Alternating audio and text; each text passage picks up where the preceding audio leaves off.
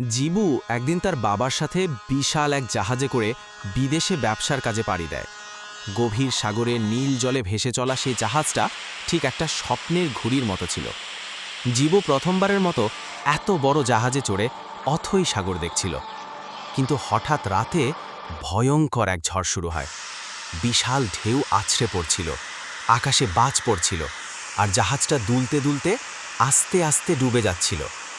সবাই তখন ভয়ে অস্থির, জিবুও ভয়ে কাঁপছিল। হঠাৎ সে জলের মধ্যে পড়ে যায়, জ্ঞান হারিয়ে সে গভীর সাগরে ডুবে যেতে থাকে। ঠিক তখনই সমুদ্রের গভীর থেকে এক ডলফিন উঠে আসে। সে বুঝতে পারে এই ছোট্ট শিশুটাকে সাহায্য করতে হবে। ডলফিনটা খুব সাবধানে জিবুকে তার পিঠে তুলে নেয়। বিশাল ঢেউয়ের সাথে লড়াই করে সে তীরের দিকে সাঁতরাতে থাকে। রাত পার হয়ে ভোর নামে। অবশেষে ডিবুকে ডলফিনটা একটা ব্যস্ত সমুদ্রকূলে তুলে দেয়। কূলে তখন জিবুর বাবা মা তাকে খুঁজতে খুঁজতে কাঁদছিলেন। হঠাৎ এক লোক জিবুকে দেখতে পায়। চারদিকে হইচই পড়ে যায়। সবাই ছুটে এসে দেখে জিবু অজ্ঞান হয়ে পড়ে আছে, আর তার পাশে দাঁড়িয়ে একটা ডলফিন। ডাক্তারকে ডাকা হয়।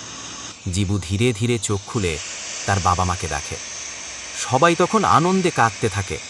ডলফিনটা এক ঝলক দেখে আবার জলে ফিরে যায়, কিন্তু যাওয়ার আগে সবাই হাততালি দিয়ে ওকে ধন্যবাদ জানায়। সেই থেকে সবাই জানে আটলান্টিক মহাসাগরে একটা বীর ডলফিন আছে, যে মানুষের প্রাণ রক্ষা করতে পারে।